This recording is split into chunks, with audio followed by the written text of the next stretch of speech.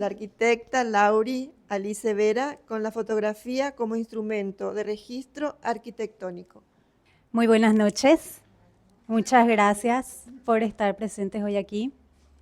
Bueno, lo que yo les voy a mostrar hoy es más que nada un estudio de caso, cómo se aplicó todo lo que vienen hablando justamente las colegas sobre lo que es el registro. ¿Vieron las fichas que les mostró María sobre cómo son para los objetos de los museos las fichas? Bueno, en el patrimonio arquitectónico es lo mismo, es esa misma ficha. Ahora bien, los orígenes justamente de este estudio que yo les voy a empezar a contar ahora se remontan a mi trabajo de TFG de la Facultad de Arquitectura. Y para ese trabajo lo que yo hice fue un preinventario. Esa misma ficha que María les explicó, yo la utilicé para registrar edificios patrimoniales. Y este trabajo es ya una readaptación para hacerla más didáctica para la difusión del patrimonio. Bueno, en primer lugar, como todos sabrán, San Lorenzo es un cuello de botella, ¿no? Para el tráfico. Hoy en día, San Lorenzo tiene un conflicto multiescalar que se trata, en primer lugar, del conflicto vehicular, de tránsito. Segundo, la destrucción del patrimonio, porque se están demoliendo muchas edificaciones a causa del avance comercial, que es también por la expansión del mercado de San Lorenzo. Y el desplazamiento de los habitantes del centro histórico de San Lorenzo, que están abandonando su sitio familiar de origen por el avance de todos estos elementos que hacen invivible la ciudad. Y eso nos lleva justamente a la pérdida del tejido social. Este mapa que ven ahí es un primer registro que hizo la gobernación del departamento central de lo que era el centro histórico de San Lorenzo. Eso en celeste, sí. A ver si se agranda más. Sí, esos puntitos rojos son edificaciones que fueron registradas por la gobernación. ¿Y qué es lo que pasó ahí? Hubieron edificaciones que no incluyeron en su registro. En particular, esta vivienda, que es la vivienda Martínez. Esta casa estaba en la esquina del conjunto de la Catedral y la Plaza Cerro Corá. Como ven, conservaba todavía los horcones de madera y las paredes eran de adobe. La demolición de esta casa despertó una, ¿cómo se podría decir? Una rabia, un resentimiento social muy grande, porque era una de las últimas casas de esta tipología y las personas que habitaban ahí no podían resignarse a semejante atropello a la memoria de la ciudad. Y es en ese momento, en el 2010, cuando ocurre esta demolición, porque se demolió finalmente una noche de lluvia, vinieron y clavaron varillas y dejaron que se disuelva con la tormenta. Sí, porque era de adobe y el dueño era amigo de gente de la municipalidad y en su lugar construyeron un edificio de 3 niveles. Entonces, los vecinos, entre ellos la arquitecta Estela Chamsim, va a la Facultad de Arquitectura y pide ayuda a la Facultad de Arquitectura. Y es ahí cuando me contactan a mí por medio del Instituto de Historia, en aquella época con la profesora María Gloria González como coordinadora. Y como yo vivo en San Lorenzo, tomé esto como tema de tesis. Es ahí donde inicia todo en 2010. Bueno, y este tipo de registros, ¿qué es lo que hace? En lo que sería la contribución social de poder contar con un registro de los edificios históricos en un país. Primero en lo político, porque es lo que nos va a ayudar a generar políticas públicas para la protección del patrimonio. En lo económico, porque si nosotros ni siquiera conocemos lo que tenemos y no tenemos delimitada la ciudad, no podemos armar proyectos económicos de inversión ni nacional ni extranjera. En lo histórico nos sirve para poder registrar la memoria de los residentes, de los habitantes, y en lo cultural poder generar la apropiación social del patrimonio, que la gente pueda conocer lo que tiene.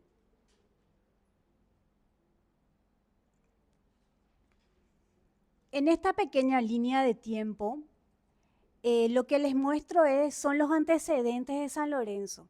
San Lorenzo surge como una estancia jesuita en 1775. La incautación de la finca de propiedad del colegio jesuita, esta última previa a la abolición del carácter privado de los inmuebles, pasándolas a la propiedad de la corona y cancelando la privacidad de la capilla, se abre al culto de la población. Eso es lo que pasa cuando se les expulsa a los jesuitas de toda esta región. La capilla se queda como origen de la ciudad de San Lorenzo. Pero la capilla no estaba ubicada donde está hoy el centro histórico, sino que estaba ubicada más o menos a 2 kilómetros, en ese puntito rojo que ven ahí, en lo que se llamaba Capilla Cue. ¿Las estancias tenían capilla? Sí. ¿No tenían iglesia? No, tenían una capilla.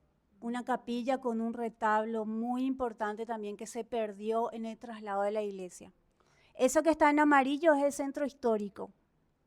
Y una de las características, o sea, el motivo principal por el cual Carlos Antonio López va a ordenar el traslado de la ciudad es por la falta de agua.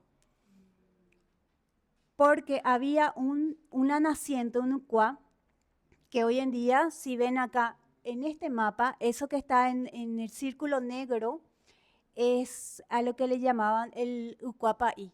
Hoy en día ahí se intervino una plaza, hay una plaza que fue justamente totalmente refaccionada y la estancia jesuita estaba más o menos en ese sector. Hoy en día es un sitio arqueológico, pero que no se lee prácticamente, está completamente perdido, cuesta muchísimo localizarlo, pero desde Google Earth ustedes pueden ver todavía unos pequeños vestigios de callecitas que están escondidas dentro de las edificaciones. ¿Qué lugar sería ese? Esta, Capilla Cue, dijiste. sí, Capilla Cue se llamaba. Es la calle Nuestra Señora de la Asunción y vas directo y termina luego sobre Avelino Martínez.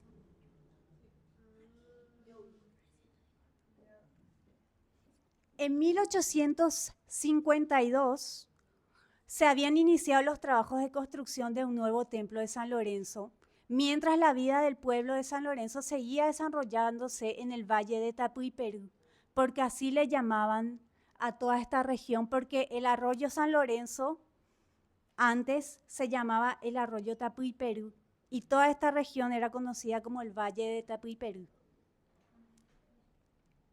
Entonces, ¿qué pasaba? Los feligreses seguían asistiendo a la capilla que estaba a 2 kilómetros más arriba. Ya estaba súper vieja, se estaba demoliendo y no podían terminar de trasladarla a todo el pueblo una sola vez. Entonces ya empiezan a construir la iglesia que conocemos hoy en día. La Catedral de San Lorenzo está construida sobre lo que fue la iglesia de traslado de la primera población. ¿Y era esa? Sí, esta es la que se construye. para trasladar al pueblo. Y es una vez que esta iglesia está toda construida que consiguen traer a toda la población. Y en realidad no estaba muy lejos, eran 2 kilómetros caminando. El sitio actual de la catedral. Sí, de lo que era Capilla Cuevre. En 1872 se crea la primera Junta Económica Administrativa, la cual será responsable de las primeras disposiciones ordenadoras de la vida comunal. San Lorenzo adquiere categoría de ciudad en esta fecha. Y para 1874 se crea la primera ordenanza municipal que va a abrir las primeras calles. Esas calles que ven ahí son las que van a dar origen a lo que es el primer trazado del centro histórico. Y es lo que nos va a permitir delimitar justamente el área de conservación intensiva del centro histórico, que es el punto de origen, las primeras calles abiertas de la ciudad. Y otra fecha importante es 1894, cuando Campbell Ogilvy lo inaugura el trencito de San Lorenzo en 1894 mediante la concesión del servicio de tranvías de Asunción, Villamorra hasta San Lorenzo.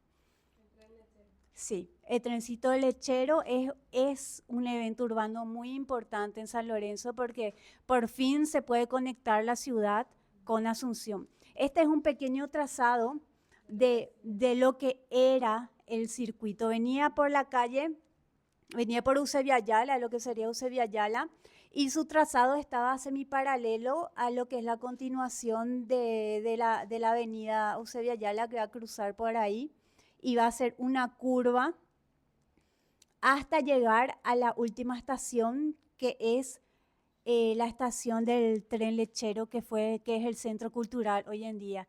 Que ese centro cultural es también importante señalar que hoy existe justamente solo y se conservó por este mismo movimiento comunitario que impidió su demolición, porque iban a demolerlo, porque nadie recordaba que en San Lorenzo existió un trencito alguna vez. La sociedad que valora su patrimonio. Claro. Y eran como 10 personas, ¿verdad? Pero son personas que trabajan mucho sí.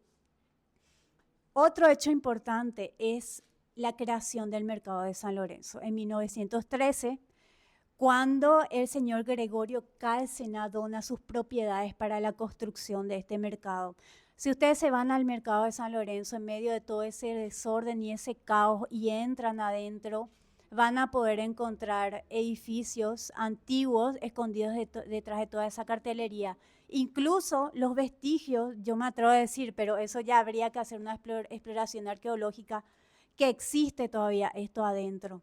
Hay vestigios, pero eso ya es parte de otro análisis más profundo, sí. Y este mercado, ¿por qué surge? Porque antes existió un pequeño mercado más chico cerca de la catedral que se llamaba el Mercado Mbopí.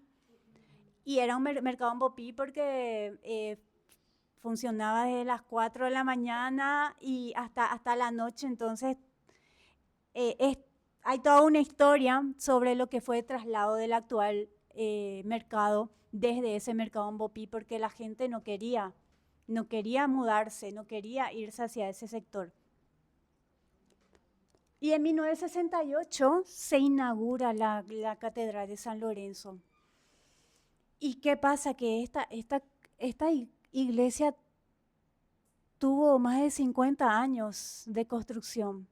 Y lo importante y lo más resaltante del ejemplo de San Lorenzo es que esta iglesia se construyó a pulmón entre los habitantes de la ciudad.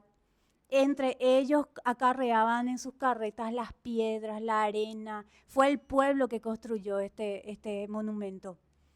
Y los planos vinieron desde Bélgica con el viaje de uno de los curas que se va a hacer una residencia y viene con la idea de construir en el estilo gótico y bueno, trae los planos, pero finalmente los planos van a ser readaptados a la arquitectura paraguaya.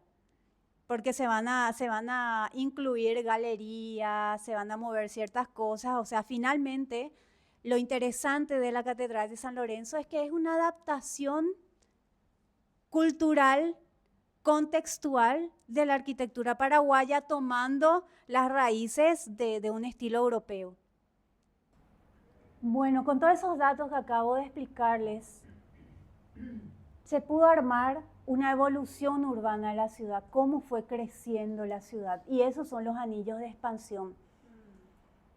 El anillo verde es el anillo de expansión que va a originarse desde el primer traslado de la ciudad, de la catedral con la Plaza Cerro Corá. Las casas van a ir expandiéndose de manera radial. Luego también está la expansión que se genera en torno a las vías de trencito de San Lorenzo. Si ustedes ven, si se van a San Lorenzo y ven la avenida, sí, esa curva, hay casas que se construyeron todas en las vías, en lo que eran las vías, y el último anillo de expansión sería lo que fue, o lo que es la Ruta 2 cuando se asfaltó. Ahí están ya ejemplares de arquitectura moderna, ya entre la década de los 40 a los 60, que tienen fachada tapa. Y eso que ven en rosado es el trazado original de las primeras calles abiertas. El sombreado rosado. Sí. Y estas son las edificaciones que fueron detectadas. En el 2012 ascendían a una cantidad de 141 edificaciones que detecté en el trabajo de campo. Para el 2023 se habían demolido 12. Para hoy en día, de los 141 hay 128 nomás ya. Esos que están en celeste son los que se demolieron.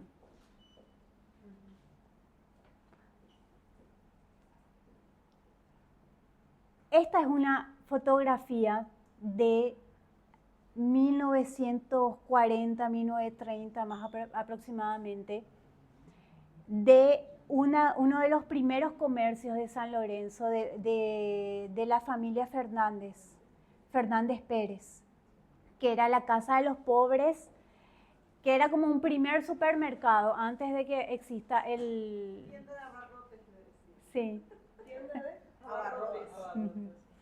Y ahí atrás estaba la fábrica de fideos El Campeón, eso que ven ahí, que también está registrado. La fábrica de fideos todavía se conserva la edificación. Y esas que estaban enfrente, justamente que eran también un Art Deco, ya de estilo Art Deco, se demolió hace poco.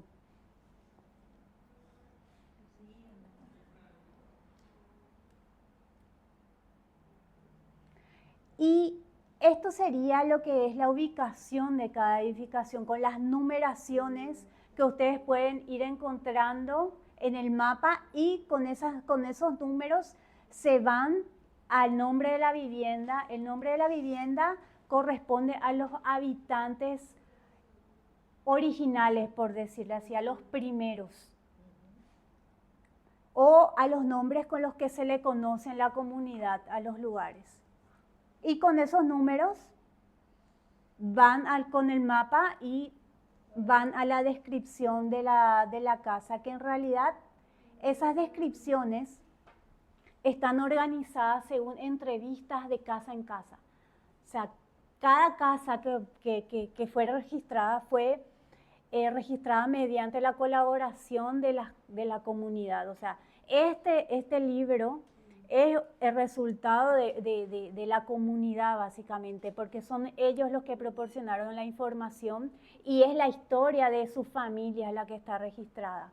Por eso les decía que a diferencia de la ficha de registro que le mostraba María en un comienzo, lo que plantea este libro es agarrar la parte histórica y dejar el registro de la memoria de los pobladores, para que no se pierda, para que por lo menos quede un testimonio de lo que fue San Lorenzo, que hoy en día está desapareciendo. Y estos son los modelos de fichas que van encontrando. Y también En el recorrido físico sensorial de la ciudad y con las entrevistas que fui haciendo, los pobladores hablaban de sitios de memoria, sitios particulares donde lagunas, por ejemplo, donde se iban a pescar, donde se iban a participar en juegos, los niños se iban a jugar, la gente se reunía, y entre eso estaban los balnearios, por ejemplo. Que el balneario fue un programa diferente que surgió en la época de los 40, finales de los 40, que hacían que San Lorenzo sea una ciudad de veraneo donde se iban los asuncenos a pasar su fin de semana. Y entre ellos estaba el balneario Simplex, el trampolín, que era propiedad de los dueños del Bolsi, que era muy conocido porque tenía un trampolín de 40 metros. Pero eran piscinas. Sí, era una piscina enorme con un trampolín. Y hasta está todavía eso, pero se terminó cerrando porque hubo un evento, un accidente. No, ese es otro. Sí, el Uberá es el de abajo. Esa es la inauguración del balneario Uberá y ese es el bus que le traía a los bañistas hasta el sitio. Sí, el Uberá duró mucho, pero el del Bolsi, o sea, de los dueños del Bolsi se terminó cerrando porque se muere sí, borracho se cae del trampolín y la pileta estaba vacía. Entonces se cierra porque nadie más se quiere ir al sitio. Y es ese tipo de historias que terminan creando un mapa también de los sitios de memoria de la ciudad, con lo que era el mercado Ambopí, las lagunas que pueden ver ahí, que me localizaron con las entrevistas. Lo que ven acá, acá está ubicado el balneario Simplex, el trampolín le decían, y acá está el balneario Uberá. Y algo que no les hablé es la antigua Quinta Carles, que es también muy conocida ¿cómo llamarlo? En las historias del pueblo, porque era el lugar de los intelectuales donde se reunían para las peñas, las tertulias, y ahí crea la famosa canción del trencito lechero. El lechero. Sí, sí. Sí, ese. Sí, sí, entre todos los intelectuales, este era un centro intelectual. Se demolió también, ya no existe, pero este mapa lo que hace es guardar registro de la existencia y también se definieron acá los perímetros de protección. Lo que ven en negro sería el perímetro A, que es una zona de conservación intensiva. Y lo que ven en naranja sería la zona de amortiguamiento. Esa zona de amortiguamiento sirve para que el crecimiento de la ciudad no avance sobre lo que es el contexto histórico. Por ejemplo, si van a hacer grandes proyectos inmobiliarios, de edificios de gran porte, tienen que ir por fuera del área de amortiguamiento. Esa es la función. La función del área de amortiguamiento es absorber todas esas intervenciones que pueden ser muy agresivas en la conservación de un centro histórico. Y también su objetivo es que, por ejemplo, las rutas no pasen por el centro histórico, porque ese es un gran problema. Por las vibraciones están haciendo que las paredes de tierra se fisuren, se rajen y también el hollín deteriora todas las fachadas. O sea, el tráfico vehicular es un problema en la conservación de los edificios históricos. Lauri, ¿y no puede pasar la ruta por la zona de amortiguación? No, en lo ideal tiene que circunvalar. Y tienen que ser calles de tránsito liviano. ¿Y eso se da ahora en la actualidad? No, por supuesto que no. Es ideal. No, es lo que se hace en conservación urbana integrada. Tratar de conservar la parte histórica, porque en realidad también hay que tener en cuenta que un centro histórico también es un área arqueológica. ¿Por qué? Porque en esta son los centros primeros de poblamiento humano. Y ¿Te acordás, Lauri, ahí, esa parte donde hicieron? de hecho, en el primer trabajo que hice en la facultad, hay un mapa de relevamiento de las edificaciones que ya no estaban, que pude todavía obtener con las entrevistas a los abuelitos, porque tengo que admitir que mi principal fuente fueron los abuelos.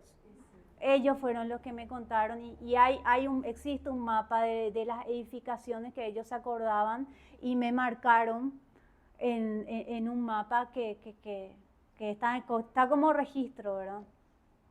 Este es un mapa, el mapa de Bordón de 1932, donde se ven los primeros trazados. Y justamente en esta parte amarilla es la parte que yo le estaba explicando de las primeras calles abiertas.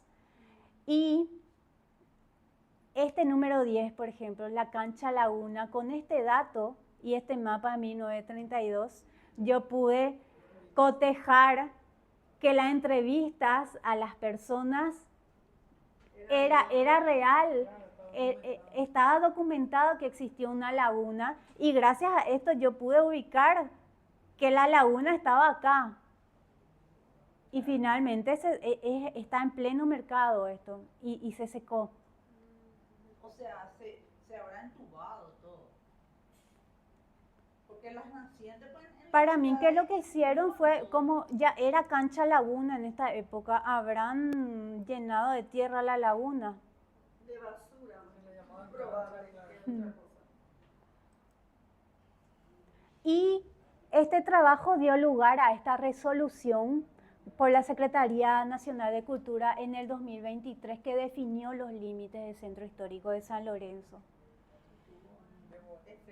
Estuvo importante para la ciudad. Pero hoy en día seguimos luchando y estamos tratando de homologar el listado con la documentación que tiene Cultura y Gobernación para armar una sola matriz y poder sacar una resolución de protección, que es lo que nos está faltando, porque justamente el hecho de no tener un catálogo definitivo es lo que permite jurídicamente que ellos puedan seguir demoliendo. Porque esas fichas de registro en realidad son como la cédula de identidad de cada edificación. Y si vos no tenés tu cédula, te pueden secuestrar y te pueden matar y nadie se va a enterar. Entonces, lo que estamos buscando... Tener una existencia legal. Sí. Tener existencia de hecho, pero no de derecho, como dicen. Y hasta el momento, yo le digo a los... porque yo activo con la comunidad, que usen ese libro para defenderse cuando quieren, sí, cuando quieran hacer algo, porque en realidad jurídicamente no está todavía esa resolución que a ellos les dé el estatuto así legal para avanzar. Provecho. Realmente el trabajo es muy bueno, así que les pido que compren el libro, cuesta solo 100.000 guaraníes, así que aprovechen. Muy bien. Yo iba a cerrar yo diciendo unas últimas palabras que en realidad el objetivo de este libro es dar una pizca de esperanza, de que no todo está perdido y que en realidad nosotros tenemos una historia súper valiosa que conservar y que el patrimonio en realidad no es un concepto estático, que es una construcción viva y que por tanto siempre está en disputa y va a seguir en disputa porque somos nosotros los que decidimos qué recordar y qué olvidar. Y bueno, y como dijo la profe, la legitimación social del patrimonio es lo que estamos buscando, que volvamos a justamente valorar lo que tenemos, porque no se puede armar lo que no se conoce ni defender lo que no se ama, como dijo la profe.